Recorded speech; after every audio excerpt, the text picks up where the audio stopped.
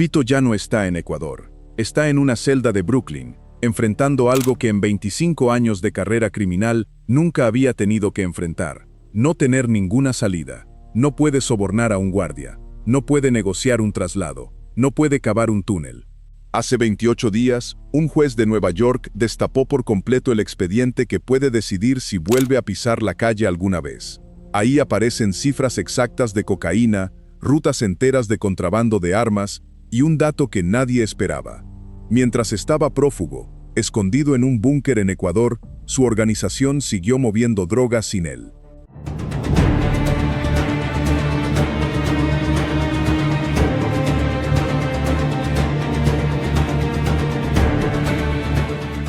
Y todavía hay algo más grande. Mientras Fito espera su turno frente a un tribunal, en Colombia cayó la persona que había tomado su lugar al frente de los choneros.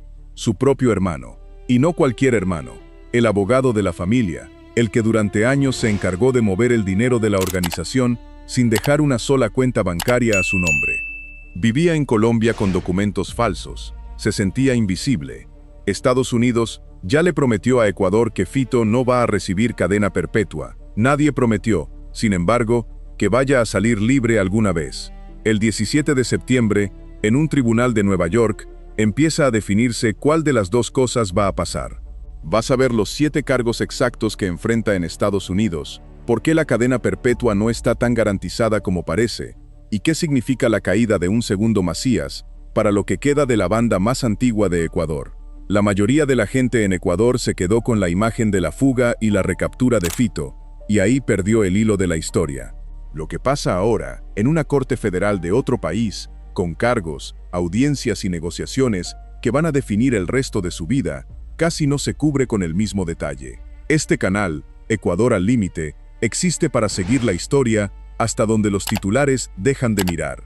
Suscribirte ahora es no quedarte con la mitad de un caso que todavía no termina. Capítulo 1, 22 de julio de 2026. Estados Unidos abre el expediente completo contra Fito.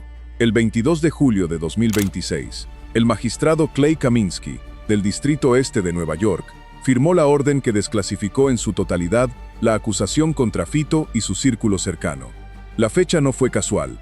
Se cumplía exactamente un año desde que Macías Villamar había aterrizado extraditado en territorio estadounidense. El documento reveló cifras exactas de cocaína traficada hacia Norteamérica y las rutas utilizadas para enviar arsenales bélicos hacia Ecuador, incluyendo referencias a envíos de cocaína hacia puertos de Estados Unidos entre finales de 2024 e inicios de 2025. ¿Por qué llama la atención esa ventana de fechas? Porque parte de la actividad que describe el expediente ocurrió mientras Fito todavía estaba prófugo en Ecuador, escondido después de haberse fugado de la penitenciaría del litoral. La operación de narcotráfico que la Fiscalía estadounidense documenta no se detuvo por su condición de fugitivo. Siguió funcionando, según el expediente, con él todavía al mando. Un año exacto entre la extradición y la apertura completa del expediente. Hasta esa fecha, buena parte del expediente había permanecido bajo secreto de sumario, una medida habitual en investigaciones que todavía tienen líneas activas o que involucran a coacusados cuyos propios procesos no habían concluido. La decisión de levantar ese secreto en julio de 2026 no respondió a un capricho protocolar del calendario, sino a que el proceso judicial había alcanzado una etapa en la que mantener oculta esa información ya no se justificaba frente al derecho del público y de las propias defensas a conocer el contenido completo de la acusación. Ese documento de acusación es la base sobre la que se está construyendo, audiencia tras audiencia, el juicio que va a determinar si Fito sale algún día de una cárcel estadounidense. Para entender lo que viene, hay que repasar primero, brevemente, cómo llegó hasta ese tribunal. Capítulo 2. De Manabí a Brooklyn. ¿Cómo llegó Fito a un tribunal de Nueva York? Sin repetir la historia completa de la fuga, el resumen necesario es este. Fito escapó de la penitenciaría del Litoral el 7 de enero de 2024, cuando estaba a punto de ser trasladado a un centro de máxima seguridad. Permaneció prófugo durante casi un año y medio, hasta que el 25 de junio de 2025, un operativo del bloque de seguridad lo localizó escondido en un búnker construido bajo una vivienda en Montecristi, Manabí. La operación, que se extendió por más de 10 horas, y utilizó densitómetros para detectar paredes con dobles fondos y maquinaria pesada para remover estructuras subterráneas, terminó con su recaptura junto a 4 integrantes de su círculo de seguridad. Según trascendió después, Fito habría dado la instrucción de no disparar contra los agentes durante el operativo, una decisión que evitó un desenlace más violento en el momento final de una persecución de casi 1 año y medio. ¿Qué pasó después de esa recaptura? En julio de 2025, Ecuador extraditó a Fito directamente hacia Estados Unidos, la primera vez en la historia del país que un ciudadano ecuatoriano era entregado de esa forma a la justicia estadounidense. El 21 de julio de 2025, se presentó ante un tribunal federal en Brooklyn y se declaró no culpable de todos los cargos en su contra. De un búnker en Manabí a una sala de audiencias en Brooklyn, en menos de un mes. Esa extradición no fue automática ni sencilla desde el punto de vista legal. Fue posible gracias a una reforma constitucional aprobada en un referéndum de abril de 2024, que eliminó la prohibición histórica de extraditar a ciudadanos ecuatorianos por delitos comunes. Sin esa reforma, este juicio en Nueva York simplemente no existiría. Antes de esa reforma, la Constitución ecuatoriana blindaba a cualquier ciudadano del país frente a pedidos de extradición, sin importar la gravedad del delito ni la presión internacional. Ese blindaje, pensado originalmente como una garantía de soberanía judicial, se había convertido con los años en un refugio legal para figuras del crimen organizado que sabían que, mientras permanecieran dentro del territorio ecuatoriano o lograran ser juzgadas únicamente ahí, ningún otro país podía reclamarlas. El referéndum de 2024 cerró esa puerta, y Fito terminó siendo, casi de inmediato, la prueba más visible de lo que ese cambio constitucional significaba en la práctica. Capítulo 3. Los 7 cargos. ¿Qué acusa exactamente Estados Unidos a Fito? La acusación formal contra José Adolfo Macías Villamar en el Distrito Este de Nueva York incluye 7 cargos. Asociación ilícita para la distribución internacional de cocaína. 3 cargos separados de distribución internacional de cocaína. Uso de armas de fuego para fomentar el tráfico de drogas. Contrabando de mercadería, específicamente armamento, desde Estados Unidos hacia Ecuador. Y asociación ilícita para la compra ilegal de armas de fuego a través de testaferros. ¿Qué significa, en términos concretos, que la acusación incluya cargos de armas junto con los de narcotráfico? Significa que la Fiscalía no está describiendo a Fito únicamente como un traficante de droga, sino como el operador de una estructura que además abastecía de armamento militar, incluyendo fusiles automáticos y granadas, a la organización criminal que dirigía dentro de Ecuador.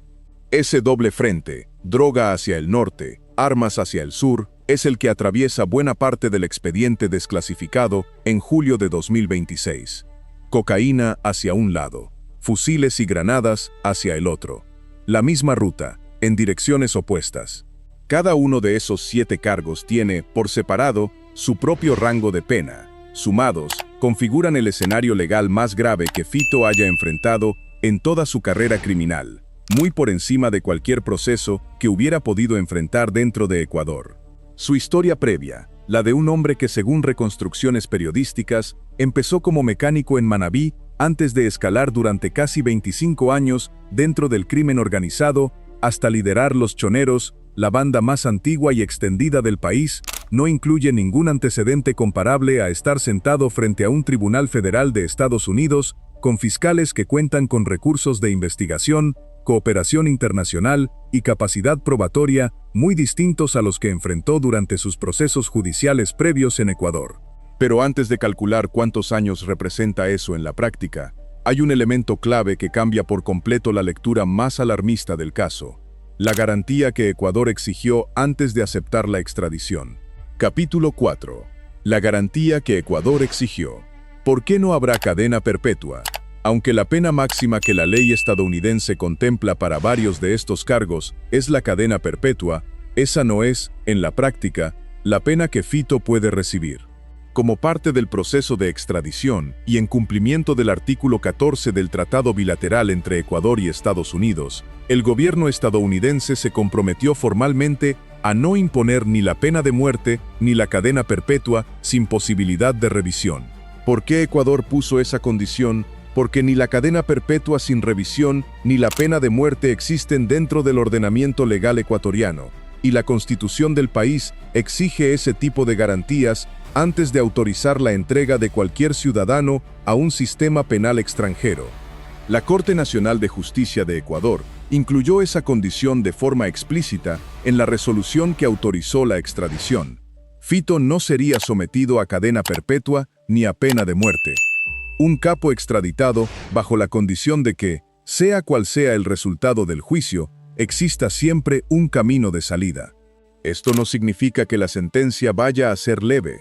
Significa que el resultado más severo posible no es, formalmente, nunca más libre bajo ninguna circunstancia, sino un número de años extremadamente alto, calculado a partir de las penas mínimas y máximas de cada cargo individual. Ese cálculo es el que determina si, en la práctica, la diferencia entre una condena numérica y una cadena perpetua real termina siendo, para un hombre de la edad de Fito, prácticamente ninguna. Si pensabas que la garantía contra la cadena perpetua significaba que Fito iba a salir bien parado de este juicio, todavía falta hacer la cuenta real de cuántos años puede sumar entre los 7 cargos que enfrenta. Para no perderte esa parte, suscríbete a Ecuador al Límite. Capítulo 5. Entonces, ¿cuántos años puede caerle en la práctica? De ser declarado culpable, Fito enfrenta una pena mínima obligatoria de 20 años de prisión, según ha establecido públicamente la Oficina del Fiscal del Distrito Este de Nueva York. Ese es el piso, no el techo. Al tratarse de 7 cargos distintos, cada uno con su propio rango de sanción, las penas pueden aplicarse de forma consecutiva, lo que en el sistema federal estadounidense puede elevar la condena total muy por encima de ese mínimo, en cálculos que distintos análisis periodísticos han situado en un rango que podría acercarse a los 50 años de prisión, sin llegar formalmente a la etiqueta legal de cadena perpetua. ¿Qué significa 50 años para alguien que hoy tiene poco más de 40? En términos prácticos, y aunque la ley no lo llame así, una condena de esa magnitud equivale, para la mayoría de las personas, a no volver a salir de una cárcel en libertad. La garantía contra la cadena perpetua protege un principio legal y una condición diplomática entre dos países. No necesariamente protege a Fito de pasar el resto de su vida adulta preso, 20 años de piso, 50 de techo probable, 0 de garantía real de volver a caminar libre. Esta distinción entre la etiqueta legal de cadena perpetua y el resultado práctico de una condena numérica extremadamente alta no es exclusiva de este caso. Es un mecanismo que las Cortes Federales estadounidenses han utilizado en otros procesos de alto perfil contra líderes de organizaciones criminales latinoamericanas. Evitar formalmente la palabra perpetua cuando existe un compromiso diplomático de por medio, pero construir igualmente, a través de la acumulación de cargos, un escenario donde la libertad después del juicio se vuelve, en los hechos, casi tan improbable como si esa palabra sí se hubiera usado. Ese cálculo, sin embargo, todavía depende de un juicio que no ha comenzado formalmente y de una variable que en los últimos meses ha ganado cada vez más peso dentro del proceso: la posibilidad de que Fito nunca llegue a un veredicto de jurado, porque su defensa está negociando otra salida. Capítulo 6. Alexei Schacht y la posible negociación con la Fiscalía. El abogado defensor de Fito en Estados Unidos es Alexei Schacht, un litigante con experiencia previa en casos de narcotráfico internacional ante cortes federales. Según declaraciones del propio Schacht, recogidas por la prensa en septiembre de 2025, su equipo legal mantenía una relación de trabajo cercana con la Fiscalía estadounidense, en el marco de conversaciones orientadas a explorar un posible acuerdo judicial. ¿Qué implicaría, en la práctica, que Fito llegue a un acuerdo con los fiscales en lugar de ir a juicio con jurado? Un acuerdo de este tipo, conocido en el sistema estadounidense como plea deal, generalmente implica que el acusado se declare culpable de algunos cargos, a cambio de que la fiscalía retire otros o recomiende una pena específica al juez, evitando así el riesgo y el costo de un juicio completo para ambas partes. Negociar no es lo mismo que ganar, pero tampoco es lo mismo que perderlo todo. Hacia comienzos de 2026, distintas coberturas periodísticas empezaron a hablar de versiones de una posible negociación con fiscales, como una de las explicaciones detrás de los sucesivos aplazamientos del caso.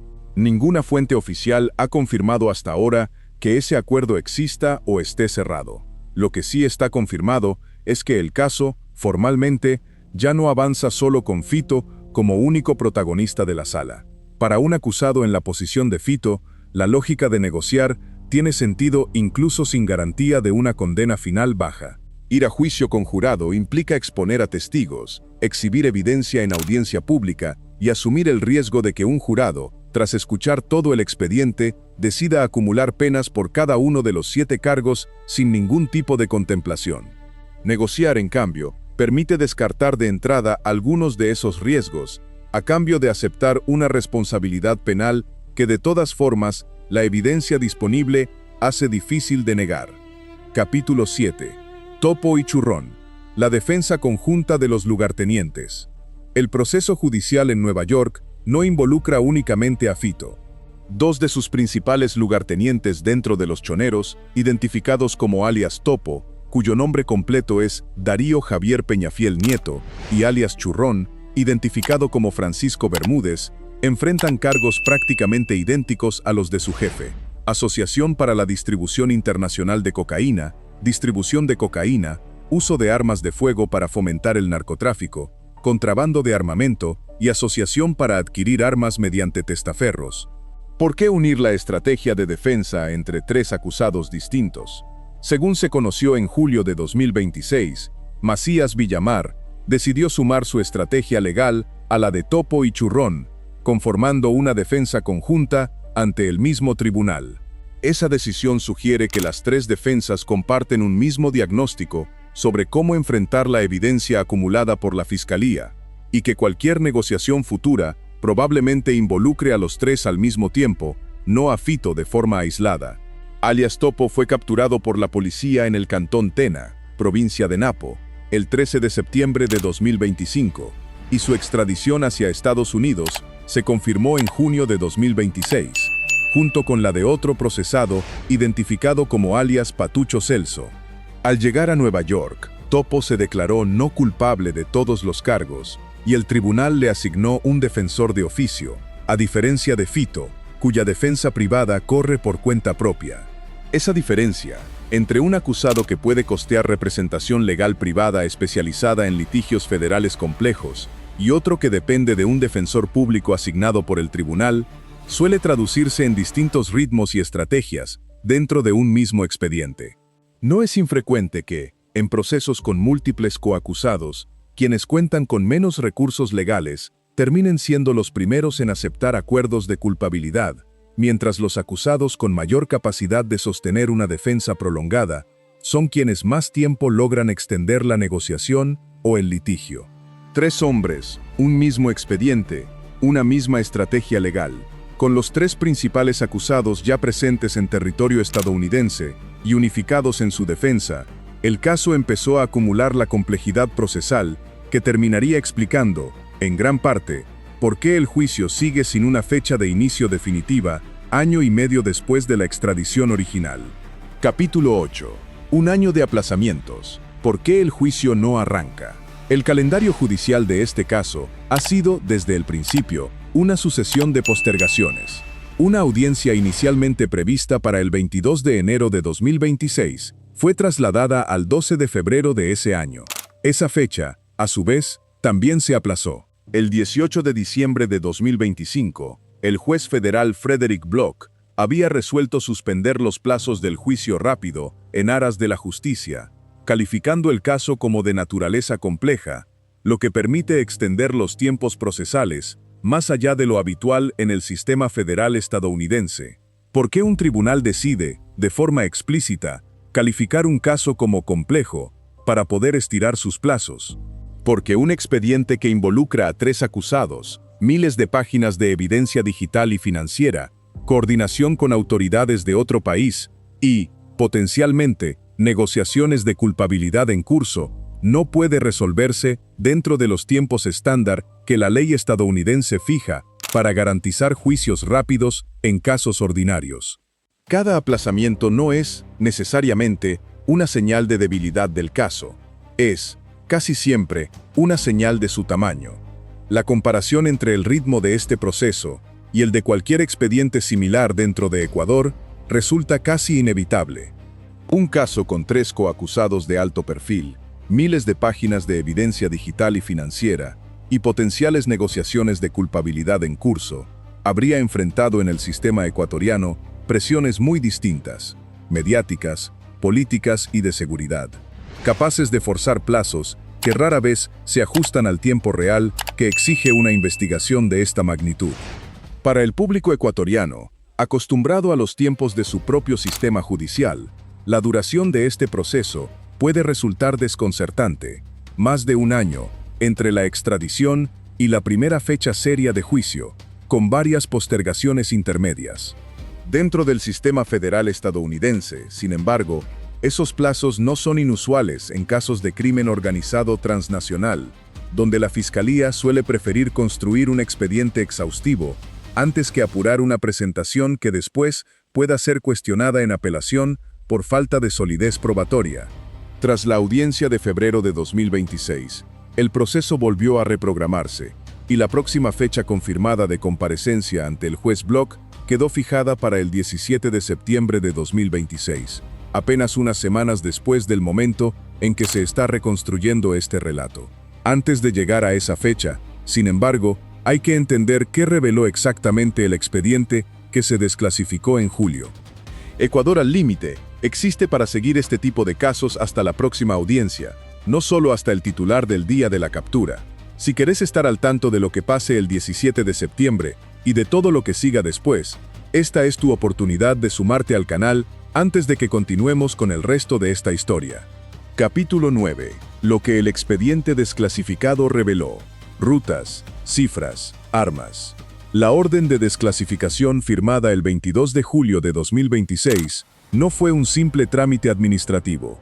Levantó el secreto sobre partes centrales de la acusación que, hasta ese momento, solo conocían las partes del proceso y el propio tribunal. El documento resultante detalla cifras específicas de cocaína, atribuida a la red de Fito, con destino a Norteamérica, y reconstruye las rutas utilizadas para introducir armamento de guerra hacia Ecuador. Un flujo que explica, en buena medida, cómo los choneros sostuvieron durante años su capacidad de fuego frente a organizaciones rivales dentro y fuera de las cárceles del país. ¿Por qué a Estados Unidos le interesa documentar con tanto detalle el tráfico de armas hacia Ecuador si el país donde se juzga el caso es otro? Porque buena parte de esas armas, según el propio expediente, salieron originalmente de territorio estadounidense, adquiridas mediante testaferros que compraban legalmente las armas para luego desviarlas hacia el contrabando internacional. Ese es, precisamente, el cargo de asociación ilícita para la compra de armas mediante testaferros. No se trata solo de lo que entró a Ecuador, sino de cómo salió, de forma ilegal, de Estados Unidos. Un fusil comprado con papeles limpios, en un local de Norteamérica, puede terminar disparando en una cárcel ecuatoriana meses después. Ese flujo de armamento hacia Ecuador ayuda a explicar un fenómeno que durante años pareció desconcertar incluso a las propias autoridades ecuatorianas. Cómo bandas surgidas dentro de un contexto de pobreza y precariedad terminaron teniendo acceso a fusiles de asalto y granadas, un arsenal más propio de un conflicto armado que de la delincuencia común. La respuesta, según el propio expediente estadounidense, no estaba únicamente en mercados negros regionales, sino en una cadena de contrabando que arrancaba en compras aparentemente legales dentro de Estados Unidos. El expediente también documentó envíos de cocaína hacia puertos estadounidenses entre finales de 2024 e inicios de 2025, es decir, durante buena parte del periodo en que Fito ya estaba prófugo tras su fuga de enero de 2024. Ese dato desmiente cualquier lectura que hubiera intentado presentar la fuga como el fin de su capacidad operativa. Según la propia Fiscalía estadounidense, la organización siguió moviendo droga y coordinando envíos, mientras su líder se escondía de las autoridades ecuatorianas. Capítulo 10. Mientras tanto, en Ecuador, ¿quién quedó al mando de los choneros con Fito, extraditado, y sus principales lugartenientes también en manos de la justicia estadounidense? La pregunta que empezó a circular dentro y fuera de los círculos de inteligencia ecuatorianos fue inevitable. ¿Quién queda al frente de los choneros dentro del país? Según información difundida por la propia Policía Nacional, esa posición de liderazgo terminó recayendo, al menos en parte, en un integrante de la organización, con un vínculo que no podía ser más directo, el propio hermano de Fito. La organización lleva más de 2 décadas, siendo la más antigua y extendida del crimen organizado ecuatoriano, sobreviviendo a la muerte de su fundador en 2020, a guerras internas por el control territorial, a la fuga y recaptura de su líder más reciente, y ahora a la extradición de ese mismo líder junto con parte de su cúpula. Esa capacidad de sobrevivir golpe tras golpe es, precisamente, lo que hace tan relevante entender cómo resuelve cada crisis de mando. ¿Por qué una organización criminal recurre a un lazo familiar para resolver una crisis de liderazgo? Porque la confianza dentro de estructuras que dependen del silencio y la lealtad absoluta para sobrevivir a investigaciones judiciales es el recurso más escaso y más valioso que existe. Un hermano no necesita ser evaluado ni probado de la misma forma que un lugarteniente externo. Ya forma parte, desde el nacimiento, del círculo de máxima confianza. Ese hermano se llama Ronald Javier Macías Villamar, y hasta hace apenas unas semanas se movía por Colombia bajo una identidad falsa, convencido de que la caída de Fito no iba a repetirse con él. Este tipo de sucesión familiar dentro del crimen organizado no es una particularidad exclusiva de los choneros.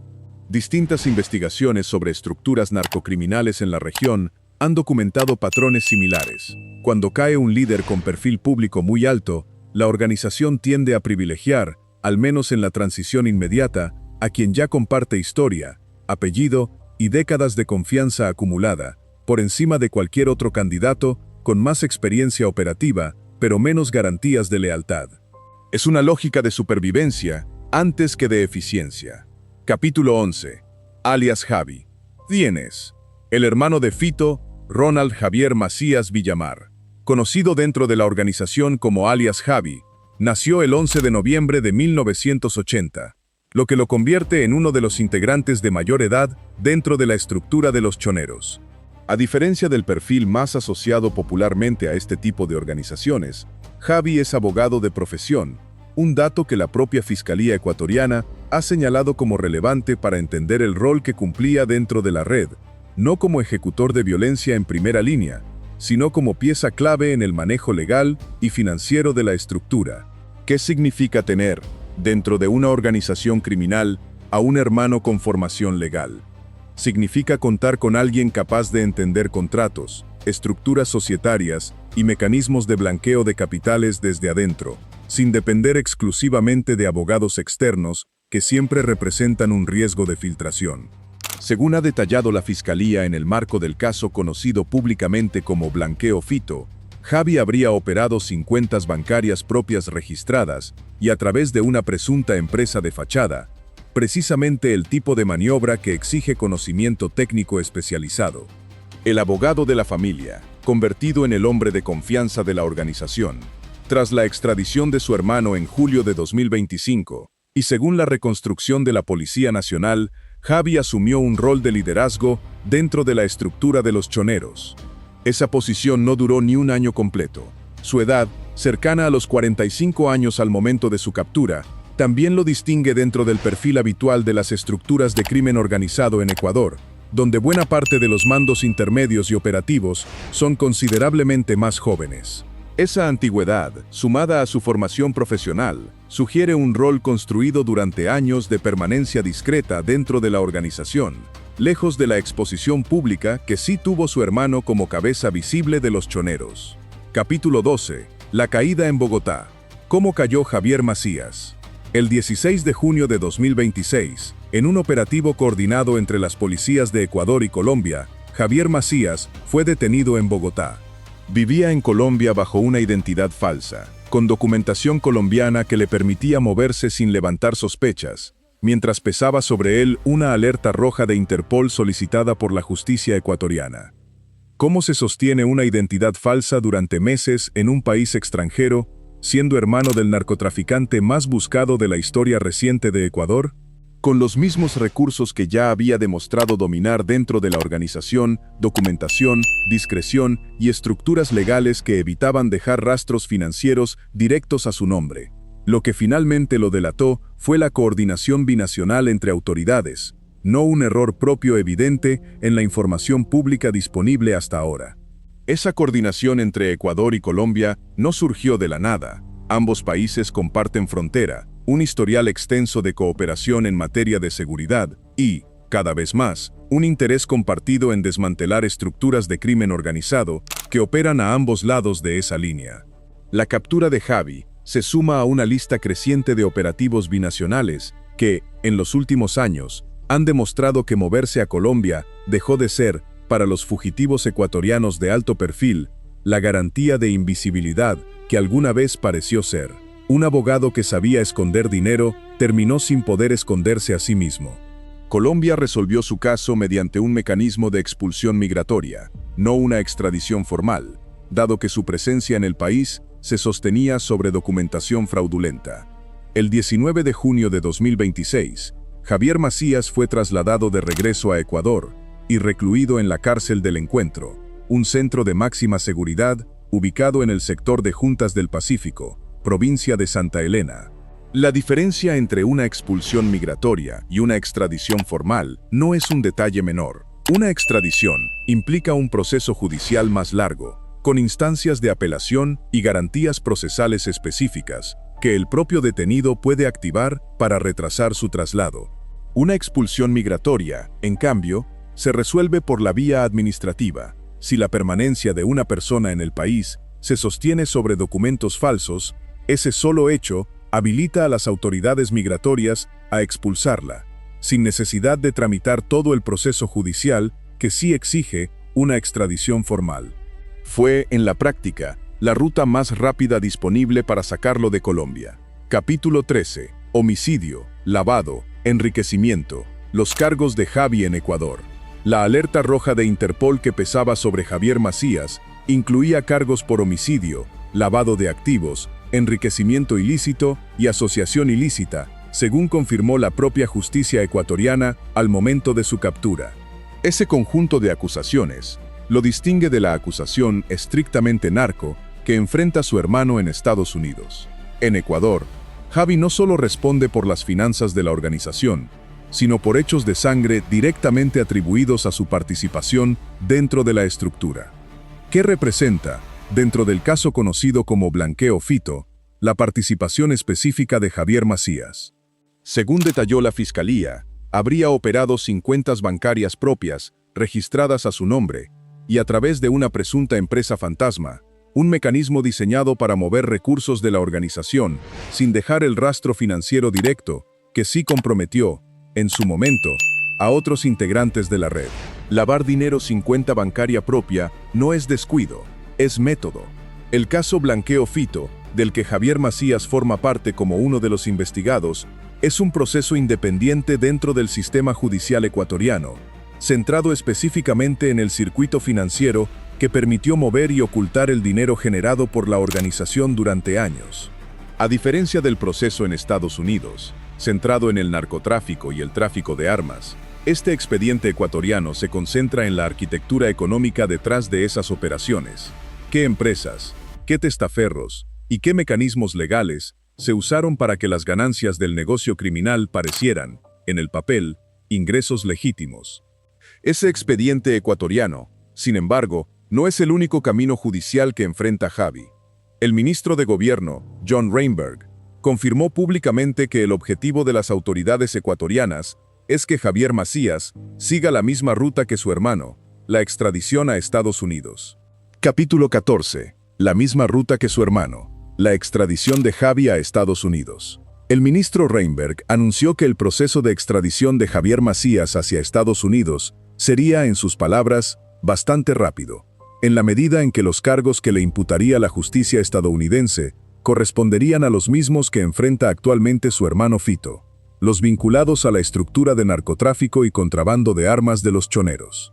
Hasta la fecha de este relato, Javier Macías permanecía en la cárcel del Encuentro, en Ecuador, a la espera de que se formalice esa solicitud.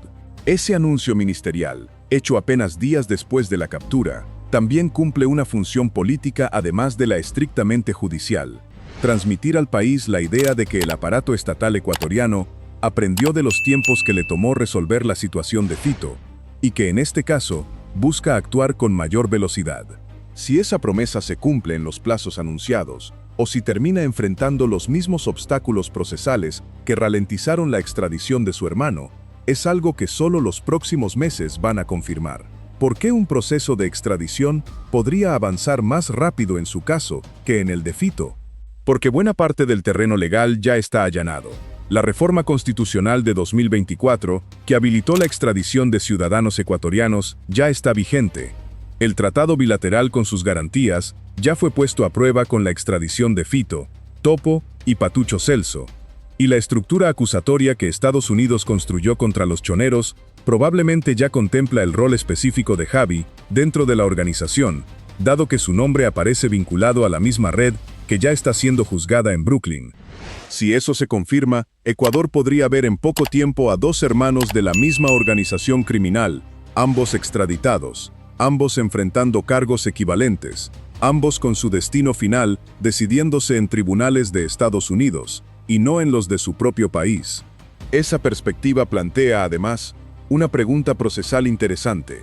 ¿Se uniría Javier Macías a la defensa conjunta que ya comparten su hermano, Topo y Churrón, o enfrentaría el proceso estadounidense de forma separada? Hasta la fecha de este relato, no existe información pública que lo confirme, pero la lógica del caso, con una misma estructura acusada de operar la misma organización, sugiere que el camino más probable sea que termine formando parte del mismo expediente ampliado, ante el mismo Tribunal del Distrito Este de Nueva York. Capítulo 15. El 17 de septiembre, la próxima fecha que decide el rumbo del caso.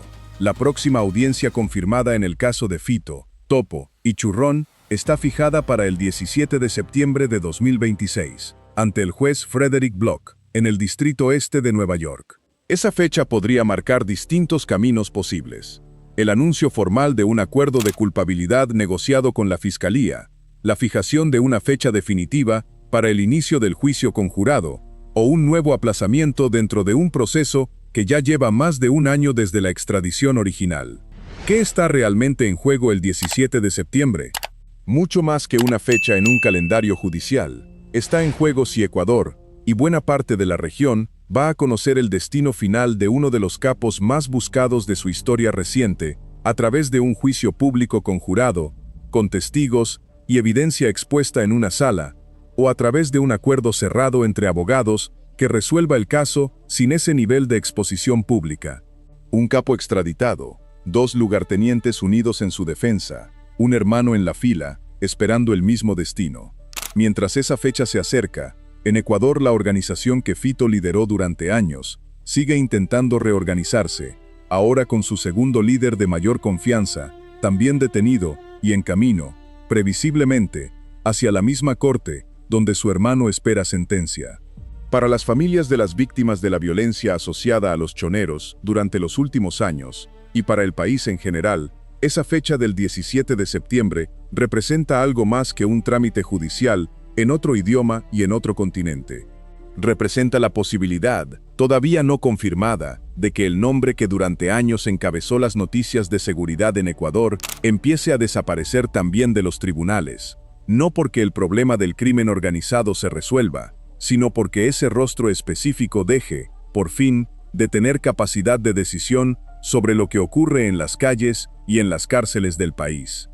Capítulo 16. ¿Qué significa esto para los choneros y para Ecuador? La combinación de estos dos procesos, el juicio de Fito en Nueva York y la eventual extradición de su hermano Javier, representa el golpe más profundo que los choneros han sufrido en su estructura de liderazgo desde que la organización perdió a su fundador histórico en 2020.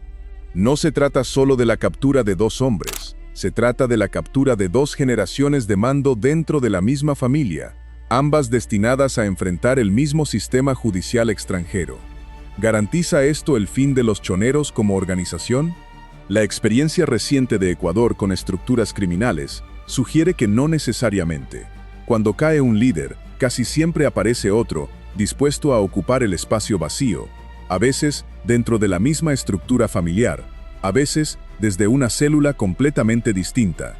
Lo que sí cambia, de forma concreta, es la capacidad de la organización de operar con el nivel de impunidad institucional que sostuvo durante años, cuando su liderazgo más visible podía coordinar negocios desde una celda ecuatoriana, con la tranquilidad de saber que el sistema no lo tocaría.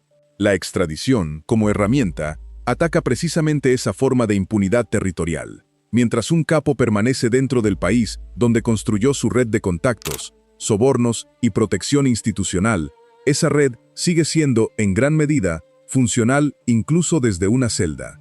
Sacarlo de ese territorio y ponerlo bajo la jurisdicción de un sistema judicial que no comparte esos vínculos ni esas lealtades acumuladas durante años, corta un tipo de conexión que ninguna sentencia dictada dentro de Ecuador había logrado cortar hasta ahora.